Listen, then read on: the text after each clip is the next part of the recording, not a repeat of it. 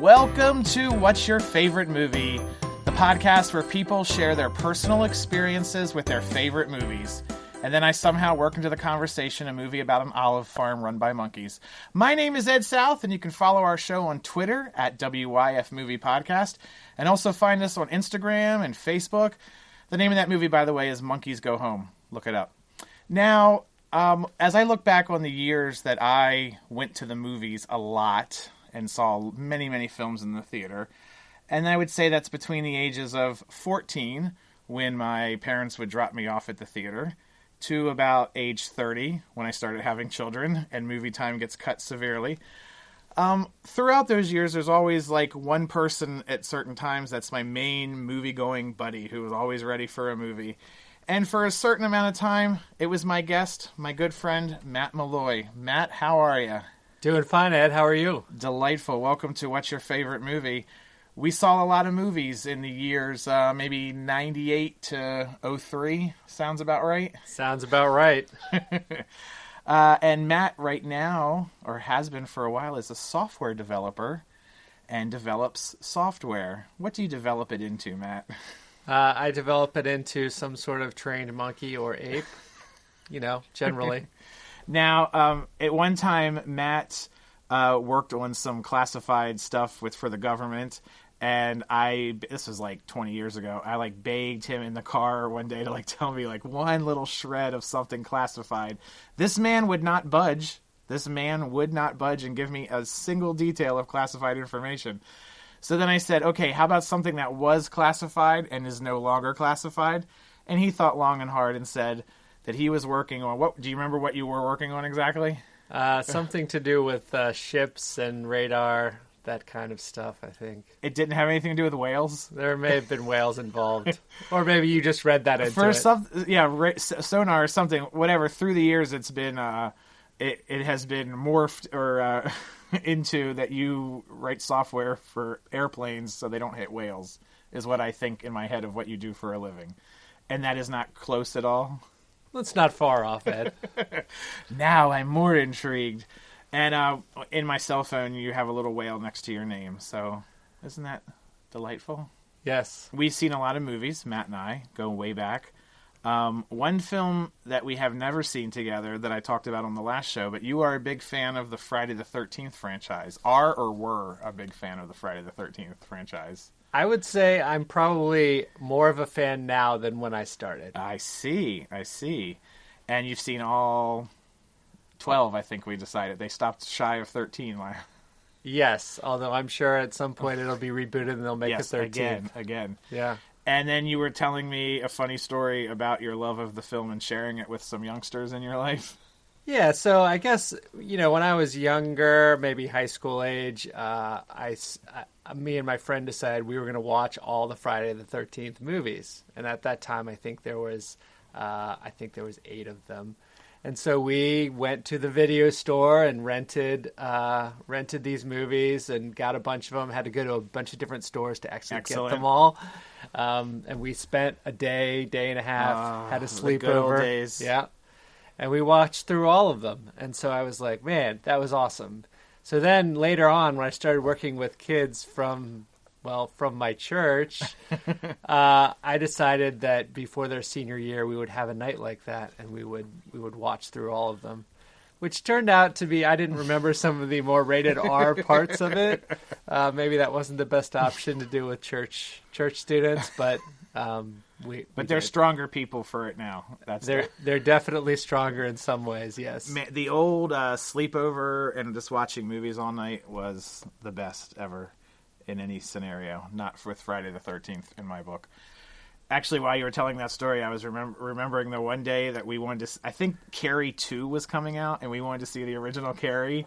And me and you and your sister, you and I, and your sister-in-law drove around to literally 13 video stores looking for Carrie.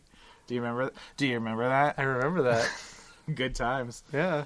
And then you were telling me, we always like to talk about video stores on the show because they're just such bastions of memories.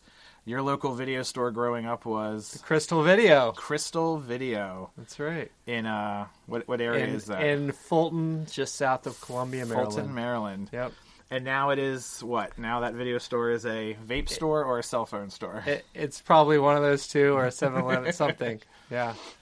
But it's, we used to go in there all the time. I remember going in with my family. It was a big deal. I think anybody who lived in for any time in the mid to late 80s, early 90s, video stores were where you got your stuff. But yeah, there was the guy who owned it who was there all the time, and so we knew him. His name was Craig, and eventually he sold the business and became a realtor, and he's now one of the largest realtors in Maryland, Craig Northrup. That's awesome. Yeah. I bet he's got a ton of video swag at his house. Probably got like a standee for some old movie down in his basement or whatever. Lots of tapes. Or maybe not. Maybe he's an adult. Who knows? That's awesome. So when you were younger, before you and I knew each other, what role did movies play in your young life? Did you guys go to a lot of movies when you were kids, or did you sit around the tube with mom and pop and watch some films, or see none of the above? I would say we did not go to a lot of movies. We were pretty cost conscious as a family, and that was like an extravagance. Right. So it was an every now and then thing.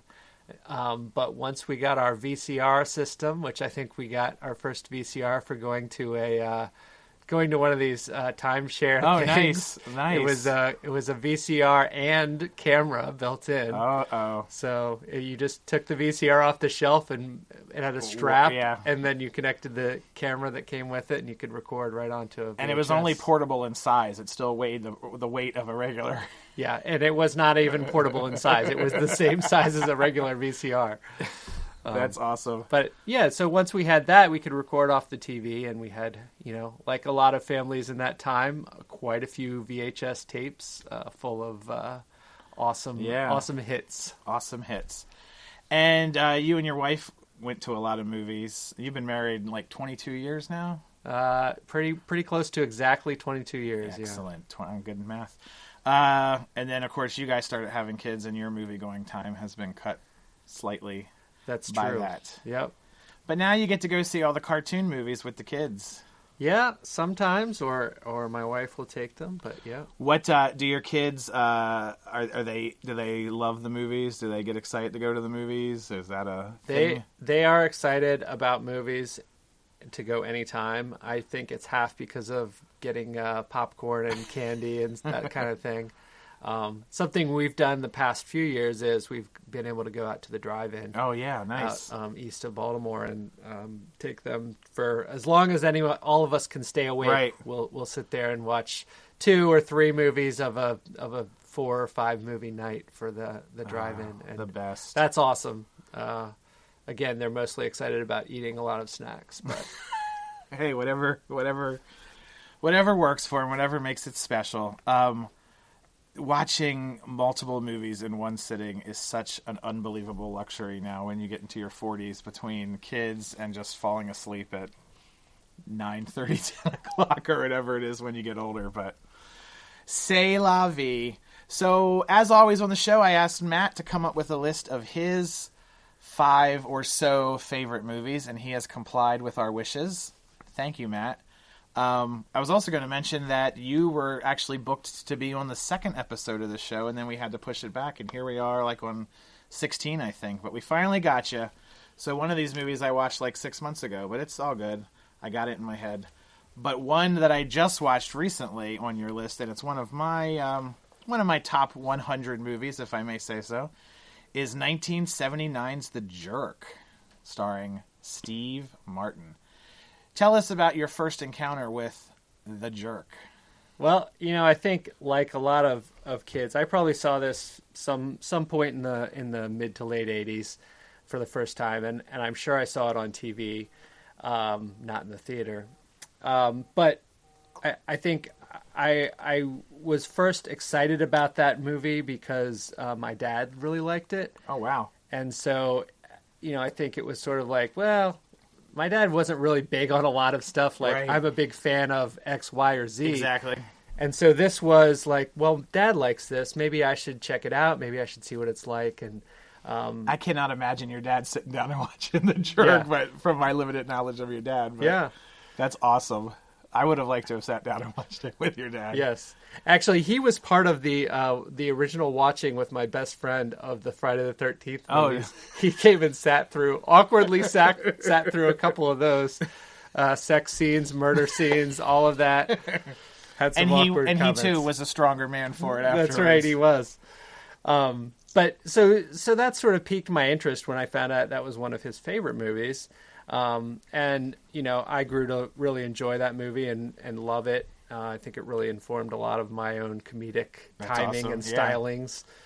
But I did watch it only on TV for a long time. And the TV version of The Jerk is much different than the R-rated version that was released to theaters. Because we should point out, right, for people that don't remember or who are younger, now when they show a movie on TV, they just blur out or just like blank out where the cursing is, or they just cut the nudity. But they used to re-edit the movie and make it somewhat coherent. They wouldn't just leave a blank space where someone cursed, so they would dub over the cursing or change it in various ways, and sometimes alter storylines to take out offensive material or suggestive material. So when watching The Jerk, there's a few places where there's swearing kind of necessary or just ingrained in the movie, and it's awkward to take it out.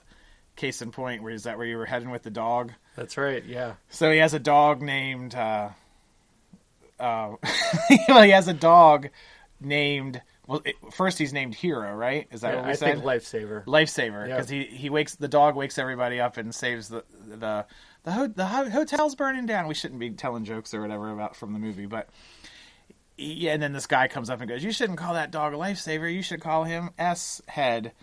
So he's referred to S-Head. I'm not going to curse on the show, guys. I'm taking the high road, okay? But in the TV version, he's stupid. So it's just like, it'll sound like, "Hey, come over here, stupid," because Steve Martin wouldn't be the voice. It would be just some guy in the editing studio. But so when you finally saw it, it was like, what? Okay, because that's just completely taken out. Yeah. I think I had seen the one on TV so often that it was just sort of ingrained, and it was almost shocking to have the actual live version with the real jokes that are more dirty than the TV version. And I was telling Matt earlier, in a similar vein, this movie that I used to watch all the time on TV called Angel, about a high school girl who was a prostitute by night, and there's this guy going around killing all the prostitutes, and I saw it on TV like a dozen times, and then when I finally saw like a VHS of it, the TV version completely edits out that the murderer is actually murdering the prostitutes so that he can then use their services after they are dead, if you follow my drift. And that was alarming to discover. That is alarming. So we should also say The Jerk, we didn't even say who's in it, did we? Steve Martin is in it, and this was his first big starring role in a movie, and it's a lot of it comes from his stand-up act. Did you know that? Yes.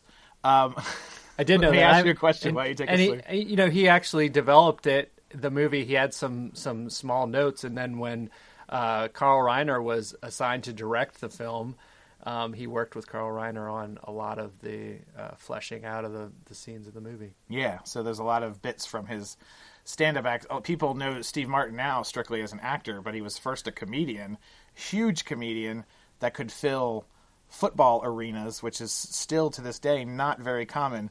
And he had 2 albums out, which they used to call party albums, Let's Get Small and A Wild and Crazy Guy, and they were just hugely popular record albums. And so a lot of the material in this movie is developed from, like you said, from the stand-up acts, but not a rehash of the record albums. It's developed into a story.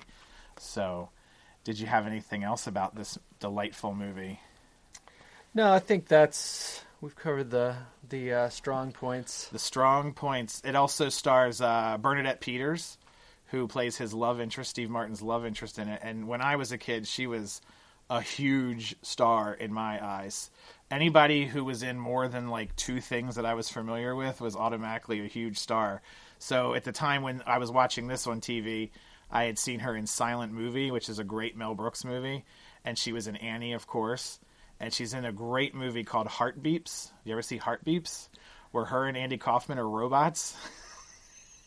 I think I've seen Heartbeeps with you, Ed. I Oh, think okay. That's, It could that's be. how that would happen. They play robots and they escape from the robot factory, and there's a robot cop after them. Oh, such good times. And of course, she was in the Muppet Show, which kind of seals the deal there. And then also in this movie, you got Jackie Mason as his boss at the gas station when he works at the gas station. Mr. Hartunian. Mr. Hartunian, yeah. And when I was watching it the other night, I was like, why is that name so familiar? And then I looked it up. Jackie Mason's only other really big movie role was in Caddyshack 2, where he plays Jack Hartunian. So a little shout out to the jerk in Caddyshack 2. How about that? And then you got Emmett Walsh plays the madman who opens up the phone book and just points at a name, who picks Navin R. Johnson, who's Steve Martin's character, and then just decides he's going to go out and try to kill him. And when I was little, I thought that was like a real thing. Like people just did that, like just opened up a phone book and pointed to a name. I was glad that my name wasn't in the phone book, but and then he starts shooting them. And my favorite line, one of my favorite lines from the movie is he's shooting up the cans, and then Steve Martin shouts, "He hates these cans! Get away from the cans. He hates cans." And you mentioned it was directed by Carl Reiner, who's done so many great movies. We've talked about his son, Rob Reiner, before on the show, who's also done a lot of great movies. But Carl Reiner also directed Oh God. I love Oh God. The Man with Two Brains, Summer Rental, Summer School, and Fatal Instinct. Those are all... Well, Fatal Instinct's not a great movie, but I like it. Have you ever seen Fatal Instinct? I'm not sure. It is a airplane-esque send-up of like those psychological thrillers, like obviously Fatal Instinct and Fatal Attraction and Basic Instinct. Yes. There you go. Those mesh. Yep. Did you know that Rob Reiner is also in The Jerk? Yes, he plays Rob Reiner, celebrity Rob Reiner, right? No, he plays. He is the guy in the pickup truck who comes to. Oh, Rob Reiner, right? Rob Reiner. Sorry. Yeah. Yep. Is in the pickup truck. How far are you going? To the end of this fence. Right? Okay. Yep. Carl Reiner's in it too, playing himself in a small that's right. on-screen role. And then there's just so many things like in this movie. When I watched it the other night, I hadn't seen it in at least 10 plus years. When he's working at the gas station and the guys give him the credit, these guys who are obviously like thugs or whatever, give him a stolen credit card, and he was like, "Okay, Mrs. Nussbaum," reading the credit card. And then I thought it was awesome. He looks up the credit card in the little magazine. Remember, gas stations used to have the little magazine full of all the stolen credit card numbers, and you'd have to look up the number to make sure the credit card wasn't stolen, which is just funny, isn't it? Yes. So that's The Jerk. It grossed over $100 million on a budget of $4 million. Isn't that exciting? That's a nice profit right there. That is a nice profit in $1979. And did you ever see the sequel, The Jerk 2? TOO. The Jerk, 2. I'm aware of that movie, but I've not ever. Nobody has ever partaken in it. Nobody has ever seen it. It's floating around somewhere out there on tape or DVD. The Jerk, 2. Not to be confused with Splash 2, also from the same era. TOO. A little subset of movies named TOO is the sequel. So that's The Jerk. If you had never seen The Jerk, you should definitely hunt it down and check it out. Steve Martin, 1979. It's a classic in the vein of like Caddyshack and Animal House and like those slob comedies, which are so much bigger now. Like, I mean, Caddyshack and Animal House are huge movies now still, but you don't really hear about The Jerk that much anymore. It's kind of faded into obscurity, and that could be considered sad. Would you consider it sad? I would consider it sad in some ways. Although I'm not really sure how well a lot of those jokes play today from that movie. Some of it's dated. Some of it's very dated. Politically incorrect by today's standards, but that's what makes those 70s movies a little special, is when you can sneak in some humor that would not be allowed anymore. So then we go from a slob comedy on your list to a Oscar-winning Best Picture masterpiece of American cinema, American Beauty from 1999. That's right. Tell us why you love America. Did you and I see this in the theater together? There's a possibility. There's a possibility. I definitely saw it. We saw a lot of movies together, yes. And this is the right time frame for it. It's all possible. Yeah. So, I mean, we got Kevin Spacey. Kevin Spacey's always been I've been a kind of a big fan of Kevin Spacey. I like his acting style. And this movie was just kind of blew my mind in a few different ways. And I think the transformation of Kevin Spacey's character, Lester Burnham, was pretty interesting to me at that point in my life. It was just kind of like, here's this mild-mannered guy who totally stops caring about anything and does whatever he wants to do. And there are consequences to go along with that, as we see watching the film. But I think one of the most attractive things about the movie is just his total release of responsibility and caring of what's going on in his life, and just sort of moving into this, like, I'm going to do what I'm going to do, and whatever the consequences are, they'll just happen. That was pretty attractive to me for whatever reason at that point. When I saw this when it came out, like we said, so you're a year younger than me, so I did the math. I was 27, which would put you at 26.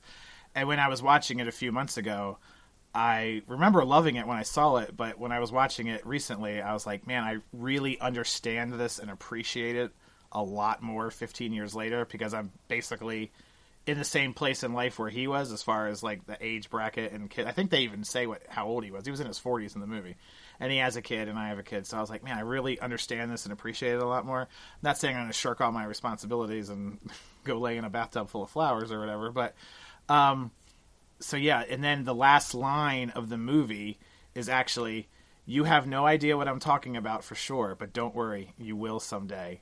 Mind blown. Yeah. When he said that, because it's crazy. Yeah, because I think you just watch it when you're younger. In our 20s, we didn't have kids. You were married, but I wasn't, and just watching it, like, yeah, it's a good movie, good story, good acting, whatever. But yeah, and then he's just like, it's like he was talking right to me. You have no idea what I'm talking about for sure, but don't worry, you will someday. And that someday was when I was 42. That's crazy. Yeah. And I really like the interplay. There's sort of a lot of overlapping characters and storylines that happen in the movie. And they're woven pretty skillfully, I thought, to the end of the movie, where we'll just say, I won't spoil it for you if you haven't seen it, but Lester Burnham ends up dead, and he could have been killed by any one of 3 or 4 different people in his life. And so that's just another. It was a pretty shocking end to the movie, where he ends up getting shot and killed. But there's also some doubt about exactly who did it. And great cast. You got, like you said, Kevin Spacey, who won Best Actor for this, and Annette Bening plays his wife, and she was nominated for Best Actress. But then you got all these other great actors like Scott Bakula, who I wasn't a big what was he on? Quantum Leap? Not a big Quantum Leap fan, but I love when Scott Bakula pops up in movies. So he's in there, and Allison Janney, and Chris Cooper is the neighbor, or the mean dad. The military guy. Who, of course, as I mentioned before, I loved him in The Muppets. And then you got Thora Birch, little Thora Birch, who was in so many great movies when she was little. Hocus Pocus and Monkey Trouble. All the classics. All the classics. Now and Then in Alaska. I saw all those. And Mina Suvari from the American Pie films was in that. She was his daughter. Mm-hmm. And then she was also in a movie called Sugar and Spice. Do you remember that movie? Because I showed you that movie once. About a bunch of high school cheerleaders who pull off a bank heist or something. That sounds like something we would watch for sure. Yes. Yep. So yeah, great movie, and it won Best Picture, as we said, and Best Director, and Best Screenplay, and Best Cinematography. So it's a beautiful film, and it was on Netflix earlier this year. I'm not sure if it still is or not, but you can find it easily if you want to watch American Beauty. Also was mentioned on the show before, somebody else's list, so check that out. Is that the end of your American Beauty notes? Yes. I love when people come with notes. That's great. Yes, I believe it is. Let's talk. This is a new feature that we're going to have on the show once in a while called Examine the Franchise. And last time we talked about the Howling films. And this time we're going to turn our attention to House Party, because there's some discrepancy about which House Party Matt may or may have not seen at one point in time, as you always quote. What's the initial story with House Party and you? So the initial story is, and this is what I've thought for a number of years, is, okay, before I started dating my wife, I went on a date with, another girl at the time, and we went, for whatever reason, we went to see House Party, I believe, 2, and it was bad, and we ended up walking out of the theater. I haven't done that a lot in my life. I've never done it. Yeah. Yeah. As much crap as I've seen, I've never done it. But anyway, this girl wasn't enjoying the film, and I was like, "Why are we here then? Let's go do something else." So for a long time, I thought it was House Party 2, and then in talking with Ed, I think Ed did some research and figured out. I didn't need to do research. Yeah. You just knew. My encyclopedic head for horrible movies. So I think first and foremost, we just decided what time frame this was, because you got married in... So I got married in 1994, right? And I started dating my wife in 1992, and this was that same year. So it was early summer or late spring 1992. Oh, well, then I'm confused now, because House Party 2 is 91, and House Party 3 is 94, according to IMDb. I see. Do you remember what happens in the movie? Is it about a marriage? I think there's a house party is what happened. That's about as far as I can get. Well, the aforementioned House Party and House Party 3 is... the House Party films, of course, star kid and play. Yes, both. Can't have one without the other. And in the third movie, the aforementioned House Party is a bachelor party for kid who is getting married. In the second film, and the first three are just House Party 2, House Party 3. House Party 2, the aforementioned House Party, is a pajama jammy jam that they have at the school, and all the kids get all dressed up in pajamas and just have a jammy jam. I'm pretty sure Play was spinning some tunes on the whatever they spin tunes on, and I think it was the pajama jammy jam that we saw. But you were saying it was House Party 3, I think, and it was actually House Party 2. All right. Who knows? But Matt, how many of the House Party movies did you continue to see? Did you know there were 5 of them? I wasn't aware of that until you shared that with me. House Party, 1990, which is a great film. It's a good, solid film. House Party 2, Pajama Jammy. It's just called House Party 2, but it's the Pajama Jammy Jam. I like it. What a surprise. Now it starts to fall apart at House Party 3, 1994, where Kid gets married and Play throws him a bachelor party. House Party 4, Kid and Play take a hike. That's enough House Party for them. House Party 4, Down to the Last Minute from 2001.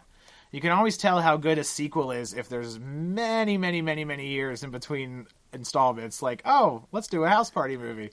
So you have basically, 7 years between House Party 3 and 4, and then 12 years till they make House Party Tonight's the Night, 2013. Oh, wow. That have a long run in theaters? Have I seen all 5 House Party movies? No. Well, yes, I have. Never mind. I saw House Party 4 on television once, but I did see House Party Tonight's the Night somewhat recently. How come House Party didn't make your list, Matt, of favorite movies? Well, considering I've only seen half of House Party 2... Have you walked out of other movies? I've never walked out of a movie that I paid money for. I can't recall. I know the one movie I came so close to was a film called Dragonheart with Dennis Quaid like fighting dragons, and Sean Connery was the voice of a big CGI dragon, and it was just a terrible, terrible waste of time. But the only other movie I can think of that I've walked out of was I was watching with my wife. It was the video game movie where the people are actually in the video game, and Tron? No, not that one. Anyway, I guess this comes up more often than not. I don't know, but we walked out of that because she was like, "This is way too violent, and I don't want to watch it." So The Matrix? Nope. Pixels? No. Maybe. No. All right, let's move on with the list, though. So that's the House Party, folks. Uh-huh. House Party 1 through 5. Yeah. Hunt them down. Do with them as you wish. The Shawshank Redemption pops up on your list. We've had this before, and if you want to hear a detailed discussion of it, you can go to episode 9 of our show, David Likes the Shawshank Redemption, and hear David talk about it, and me. And David happens to be your brother-in-law. He does. Have you ever watched the Shawshank Redemption with David? No, but maybe I should. Maybe you should. Yeah. And then listen to some podcasts of mine. Yes. What do you like about the Shawshank Redemption, Matt? Well, I think a lot of people really like this movie. I mean, obviously my brother-in-law does. My wife, it's her favorite movie. And that's her brother. That's right. Yep. All these people are related in some way by marriage.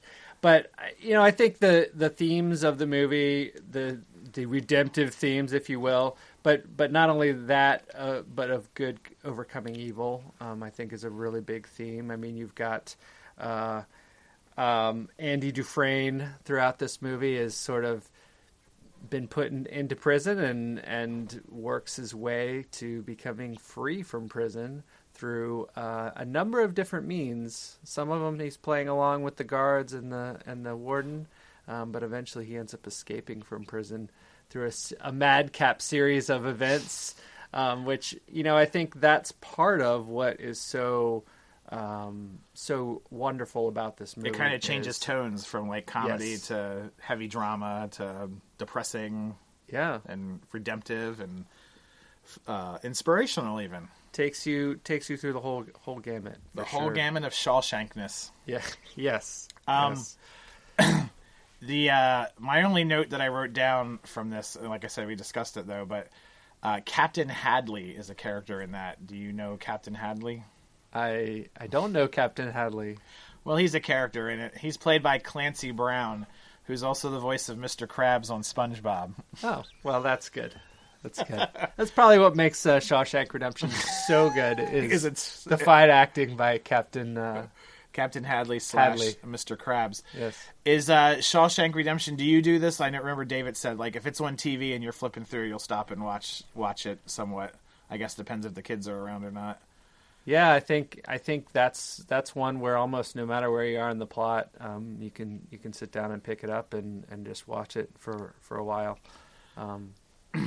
I haven't seen it in a long time. It's on my radar to rewatch because it's a good movie. And I think I said this before. It's like a steak and potatoes movie. That's the whole deal there. Like nobody came out of that movie not feeling completely stuffed with movie goodness. Yeah. And I know that you like such things as lists and geographical fun. You love geographical fun.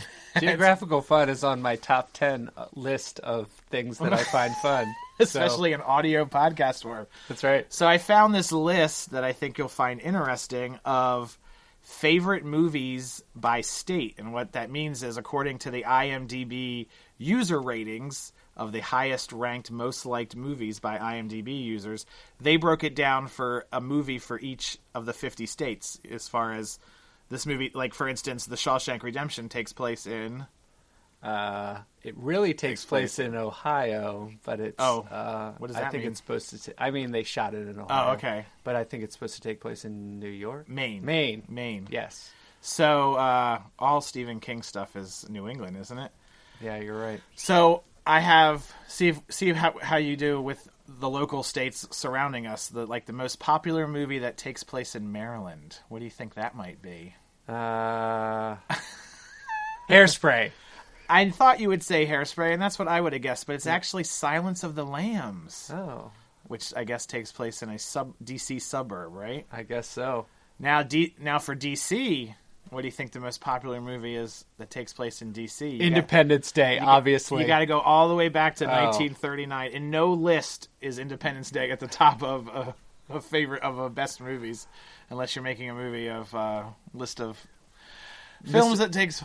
Huh? So are we talking about Mr. Smith Goes to Washington? Ding, ding, ding. Yes! Did you read my notes? No.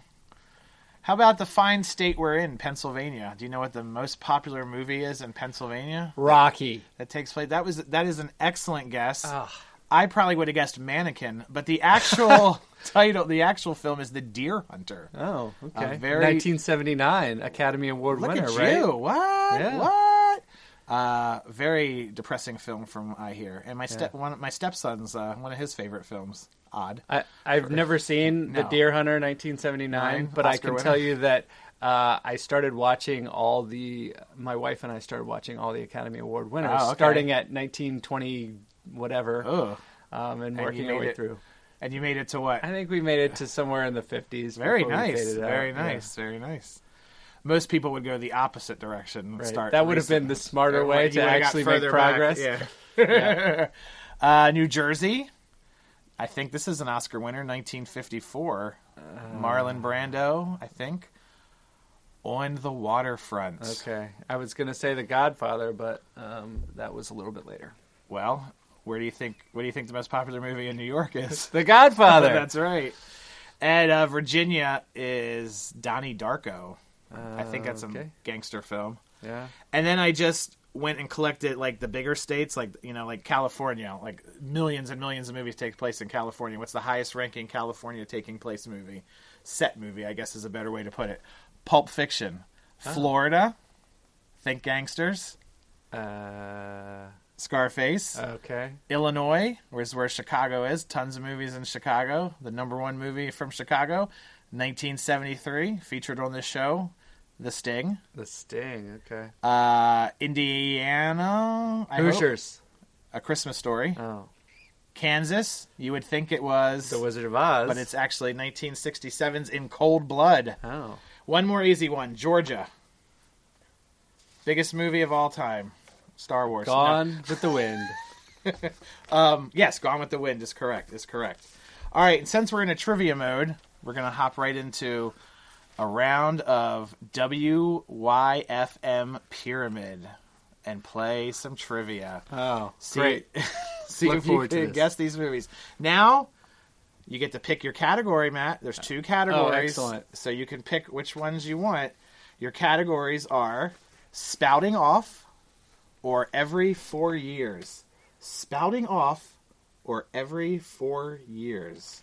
I'm going to go with Spouting Off. I was hoping you would, Matt. I Good. was hoping you would, because that's the more comical of the 2 lists that I have prepared. Every 4 years sounds like it has something to do with politics, and I'm really kind of stressed out by that right now. So. Matt and I were talking the other day, and I was saying how this election cycle is very stressful, and he said, well, then don't pay attention to it, and it won't be stressful. And I took his advice, and he's right. It's not stressful at all if you don't watch anything. So, here we go, Matt. Ready. 7 movies. I was doing some thinking back, and I believe the record right now is 5. Last show, Kevin got 5 of the 7 movies here. So, can you name these movies about or featuring whales? Movies Oh, man. about... Do you see why I set it up earlier? Yeah. Movies about or featuring whales. Are you ready? I'm ready. And I need to... Don't read my list. I need to keep score this time. This is my big thing here. Okay? Here we go. Movies about... I can't keep score. Movies about or featuring whales. Here we go. All right. Starting with the most obvious. In 1956, Gregory Peck... Moby Dick. That is correct. From 2012, a news reporter recruits Greenpeace volunteer Drew Barrymore to help save a family of gray whales trapped in the Arctic Circle. No clue. Big Miracle. To save Earth from an alien probe, a fugitive space crew go back in time to San Francisco. Star Trek 4. Star Trek 4. Search. The Voyage Home. Voyage Home. A boy and his father find themselves swallowed by a monstrous whale near the end Pinocchio. of... When a whale's life is threatened at a local marina, a troubled youth... Free Willy. SeaWorld is still picking up the pieces from a PR nightmare caused by this 2013 documentary. Fresh about... Fish. Who? Fresh Fish. Blackfish. Blackfish. Dang it. And finally... A singing asparagus and a Middle Eastern caterpillar accept a mission from God and along the way also find themselves in the belly of a whale in this 2002 biblical animated comedy. VeggieTales, Jonah and the Whale. There you go. I think you tied for 5 right there. I can't do all. I can't keep score and do it all, but you got 5 out of 7. Pretty good. Thank you. Yes, so there you go. That's the WYF movie pyramid that everyone tunes in for and enjoys so much. So we will take every 4 years and move that over to another show. Although you gave it away that it's about politics, so somebody could bone up before they come on the show, and that would be the worst. Let's get back to your list, Matt. Okay. Let's talk about a film that I was shocked to find on your list, New Jack City from 1991. I would not have drawn a line from New Jack City to Matt Maloy, but that line has been drawn. Now, That's tell right. me- And I drew it myself. So You did. New Jack City is a shockingly violent film about gangs and sort of gangland life in, I think it's set in New York City. But It's not the most popular movie in New York City. it's not. You're right. I think what attracted to me. So 1991. I'm 17 years old and I'm a senior in high school, and this is probably the most violent movie I've ever seen. Yikes. And it was also attractive to me at that age for some reason. There was a sort of like, wow, this is a powerful movie just for the guts that it has to do what it's doing. And as for many people, what the life depicted in this movie is a far, far cry from anything going around where we grew up. For sure. Yes.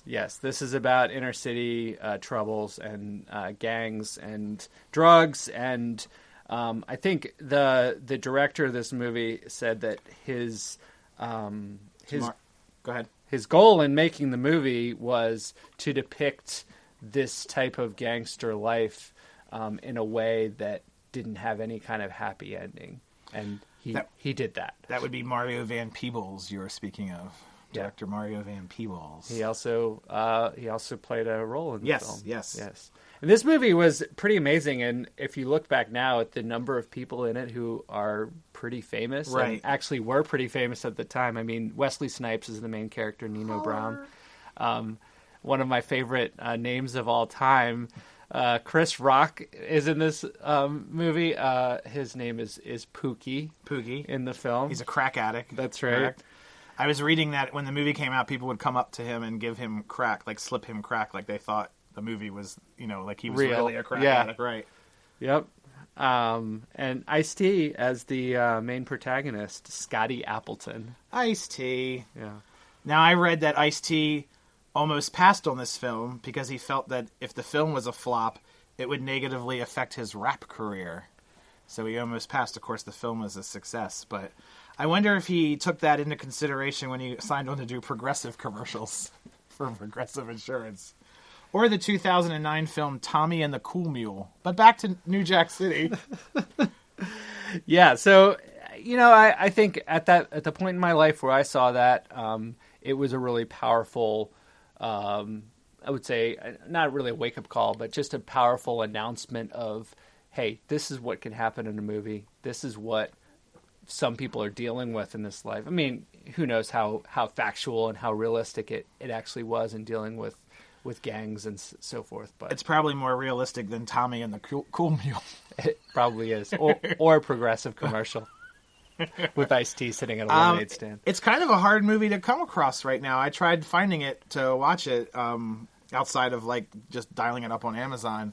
Netflix doesn't have the DVD, and I could not find it in the store or anything. So you might have trouble tracking that down. Whatever happened to Wesley Snipes? I think he made a bunch of vampire movies. And then went to jail. What's another good Wesley Snipes movie for you, Matt?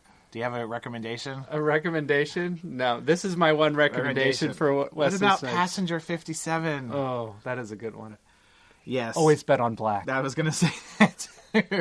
When that movie came out, I really was hoping one day they would do a remake with Mary-Kate and Ashley in the Wesley Snipes role. I just think that would be amazing. I don't know why. I'll shut up now. Always bet on twins. Tommy and the Cool Mule, everybody. Check that out. How come that's not on anyone's list of favorite movies? It's slightly more available I than would probably New Jack have to City. have Tommy himself on the show for that to crack someone's list of favorite movies. Or perhaps maybe have the Cool Mule on the show. When's the last time you saw New Jack City? It's probably been about 20 years. Excellent. You should rewatch it. I would not. If I could only find it. That's true. And then a movie that you said doesn't quite make the list, but it was worth talking about, is Freedom Writers from 2007, starring Hilary Swank and Patrick Dempsey. And I have to say that is, in my opinion, a horrible title for a movie. Not putting down the movie, but it's just a weird, like when that came out, I was like, what? Freedom Writers? It sounds like one of those PBS cartoons where some kids travel through time with a talking animal and witness history in the making firsthand. But it's not. It's of the teacher, is it of the white teacher in urban city genre? It is that, and when you look at it from that perspective, it seems a little bit cliche, but it's actually based on an absolutely true story. which is the part that's not cliche. Whereas the Michelle Pfeiffer one was probably not. Probably not. Dangerous Minds. Yeah, so Freedom Riders is based on this. It's based on the name is taken from the Freedom Riders who rode to various protests and events during the Civil Rights era in American history. So they were called Freedom Riders. So what this teacher did was she encouraged her students to write about their experiences and talk about real problems and real stuff. So they took that name, Freedom Riders, and they changed it to Freedom Writers, and they had what they call Freedom Writers Diaries. So the premise of the movie is that the main character, Erin Gruel, who is a real teacher, and I think she's retired now, but living off that movie money. Yeah, not sure how much she saw, but anyway, she was talking to one of her students was passing a racially insensitive note in class, and she sort of intercepted the note, read it, and said, "This is how things like the Holocaust started." And her students had no clue what the Holocaust was. And so then she went through and taught them through a series of books like The Diary of Anne Frank and other stories about, for example, Yugoslavia, Sarajevo, different ethnic groups who faced oppression, and the kids in that environment, which was an urban environment, were able to see parallels between their lives and these other lives, and they eventually raised money to have one of the people who hosted Anne Frank's family when she was hiding from Nazis to come to their school and speak with them. So this sounds very interesting. I would watch this movie. You should watch it. I own it if you want to borrow it. I will. Oh, that makes hunting it down easier. I always assumed right off the get-go that it had to do with the Revolutionary War, like the Freedom Riders, like riding through town and screaming, "The Redcoats are coming," or something like that. But right. A little more recent history than that. That's right. The reason this movie resonated so much to me at the time when I saw it when it came out. I saw it in the theater in 2007. I mentioned earlier that I worked with young people at my church for a time, probably about, no, not probably. I worked with students at my church for 12 years. And this was right in the middle of that time, and it was really about a teacher, an adult taking interest in the welfare and well-being of the students that she was entrusted with. And that really resonated with me as someone who was entrusted with, not teaching, but overseeing and Sure. and leading students at church. So much so that I went and bought the movie, and I tried to get a bunch of my other fellow leaders together and to watch the movie. That's awesome. And be inspired by it. You saw a little bit of yourself in old Hilary Swank on that 2007 afternoon. That's one way of putting it, yes. I will take this movie from you and view it and enjoy it because it sounds excellent. Not officially on your top 5 list. That would be number 6, right? That's right. Out of the 6 I gave. But that's okay. It's okay. We can talk about any movie. That's and right. We're going to wrap it up real quick with Return of the Jedi. It took 16 episodes for someone to say Star Wars. That's right. But, and what is there to say about Return of the Jedi, really? I mean, it's engraved in all of our hearts. Yet you have at least 4 bullet points about Return of the Jedi, but that's all good. What makes this one stand out above the other 2? We know what it takes to stand above the first 3, but the other 2, Star Wars and Empire Strikes Back, what puts Return of the Jedi above those 2 in your heart? So for me, it's really appealing to have the wrap up of the first trilogy that was made. It wraps up in a really nice package. The good guys win. There's no so I face a lot of flack for saying this is my favorite Star Wars movie because a lot of people say, well, Empire Strikes Back is a better movie. And I'm not going to debate that. I think it might be cinematically a better movie. Right. You've got your cliffhanger, you've got your darkness at the end. It's more of a depressing movie. And so to me, Return of the Jedi fixes that problem. The problem of I had to wait 3 years from the time that Return of the Jedi was released until Return of the Jedi was released 3 years after Empire Strikes Back. I like the first one best of the 7 is, to me, the most special, but I like the other two also. Because I remember watching that one like incessantly when I was younger because they would show it on HBO all the time. So that one's more ingrained in my soul. And it's just like to me, it's just like a cleaner, crisper, more concise story with a beginning, middle, and end. It doesn't really have a cliffhanger. Obviously, there's a lot more stories to tell, but I like the first one better. But you're allowed to like the third one. Yeah. I'm not going to debate you. The third one was also the first of the Star Wars movies that I got to see in the theater. Excellent. I was a little bit too young for my parents to allow me to see the first two. So this was the first one. I remember standing in line for the tickets at Columbia Cinema 3. Nice. But you remember seeing, like everybody remembers where they saw the Star Wars movies, because that was like a huge deal. However huge you guys, I don't know why I think like younger people listen to the show. They're all people our age, but the Force Awakens was a big deal. Those first three were 17 times the bigger deal in one way or another. So yeah, you remember going to see that. I mean, when our kids went and saw Force Awakens, we walked into the theater just like any other movie, bought the tickets, bought the popcorn, sat down in the same theater we've seen 20 other movies in, and watched it. So it was a big deal. Return of the Jedi. Yep. When's the last time you saw that, Matt? I probably saw it fairly recently. Did you make it through the trilogy with your son? I know you started with... I remember when you told me you were going to watch the first one. We did. We ended up watching it with both the kids. Actually, I got for Christmas a pretty good deal on Amazon. Got all 6 of the episodes 1 through 6, and so we watched through them all as a family. Did you go 4, 5, 6, 1, 2, 3, or 1, 2, 3, 4, 5, 6? We went 4, 1, 2. No, 4, 1. Yeah, 4, 1, 2, 3, 5, 6. What? Oh, if anyone listened, it's the machete cut order. The 1 is optional. The 1 is optional. Mm-hmm. Wait, what'd you say? 4. Then you skip to 2 and 3. Oh, with okay. the optional of number 1. Wow. Kind of fills in the backstory, and then you go back to 5 and 6. I remember we saw Phantom Menace private screening midnight. The night it came out with like 6 people in the theater. That was tight. That was awesome. I think I've told that story on here before. Yeah, we had the hookup with my friend who worked at the movie theater. We watched a lot of movies. Actually, I think I saw New Jack City in the theater on a Thursday night when they were putting the reels together.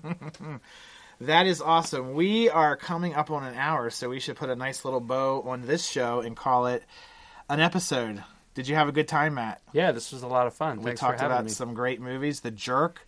You should definitely... A couple of movies that are off the radar, The Jerk and New Jack City. And Freedom Writers, I've heard a lot of people talk positively about it, but again, it's not like a classic, and you're not going to go to Hallmark and get a Freedom Writers Christmas tree ornament. So check... What does that mean? Definitely hunt down those movies, and American Beauty and Shawshank, and of course Return of the Jedi, everybody has seen and loves very much. One quick programming note, if that's not really a programming note, but I have to tell you about one of my bizarre favorite movies that is going to get a little moment in the spotlight.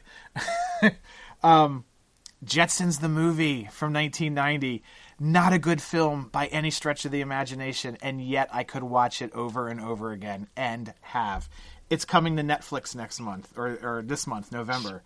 So if you have the Netflix service hooked up to your TV, dial up Jetsons the movie and get ready for 75 minutes of slightly incoherent, very dated, animated fun. One of my favorite things about that movie is just that I was so excited when it came out. I was 17 years old, way too old to get excited about Jetsons the movie, and it came out in the summer. I was going to summer school, as people that are 17 and obsessed with the Jetsons do, and I cut summer school and rode my bike all the way down to the aforementioned Columbia Theater to see the first screening of Jetsons the movie. Do you hear that sound? It's everybody shutting off their iPods now. So that's that. Matt, have you ever seen Jetsons the movie? By all means. I never have, but is there any crossover with the Flintstones movie? There's a Jetsons Meet the Flintstones movie. That's a separate television film. But Jetsons the movie was in the theater, so it's coming to Netflix. I was excited. I had to tell you guys about that. And hey, speaking of telling people about stuff, tell someone about the show. They can find us on iTunes, Spreaker, and various other podcast apps. You can even find it on YouTube. It automatically uploads to YouTube, so they're all sitting there. If that's a way that you can easily find a podcast or tell someone to find it, look up What's Your Favorite Movie on YouTube, but mostly iTunes. And then also, if you could do me a favor and share the show on Facebook or Twitter or whatever you got, LinkedIn, give us an obscure social media site, Matt. Snapchat? Snapchat, yeah. Share it on Snapchat, I guess. I don't know. And if you go over to iTunes, rate, review, and subscribe, I would appreciate it. We would all appreciate it. Matt, thank you so much for coming to the studio today. You bet. Thank you for sharing your movies and also for sharing your time with me over the years watching so many quality films. I wouldn't say quality, Ed, but it's been fun. Nobody would. All right, guys, thanks for joining us. We will see you next time. Until then, it's khaki wishes and cookie dreams.